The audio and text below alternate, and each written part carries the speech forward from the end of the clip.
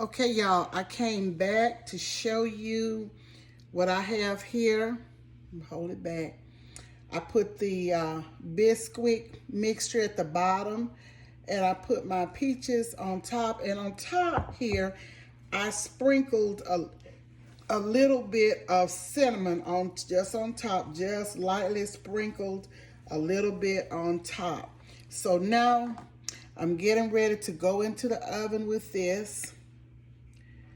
And I'm going to let it bake on 375 for about an hour. But I will come back and let you see what it's looking like. It's going in the oven here on 375. So I'll pause here and come back. And look, y'all, today, my nice chopping board, I put a hot pot on it. Just wasn't thinking, and look at that ring. I hate that. It makes me want to order another chopping board. I have another one, but it's on a cart. So I just really don't like the way it looks. But I'm going to use it until I decide what I'll do. But anyway, I'll pause and come right back. I'm just letting you see this is a real kitchen. We're a real family here, and we make mistakes. So I will talk to you in a bit.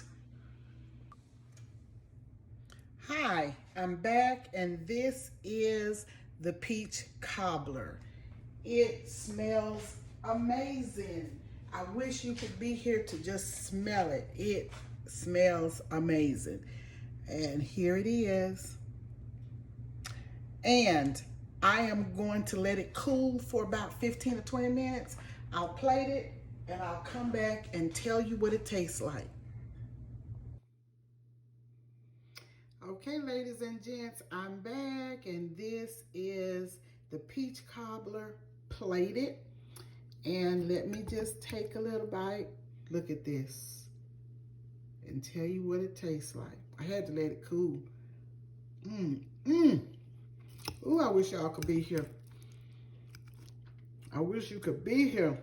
It is so good and so simple to make. And this is where I got it from, in the pan, in the dish. Good. And I love that caramelization that be around the sides. I love that. So this is Patti. Please share, like, give me the thumb up, and subscribe.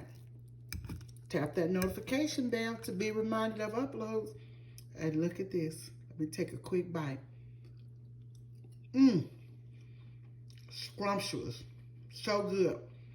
Talk to you soon. I will talk to you on the next video. Goodbye.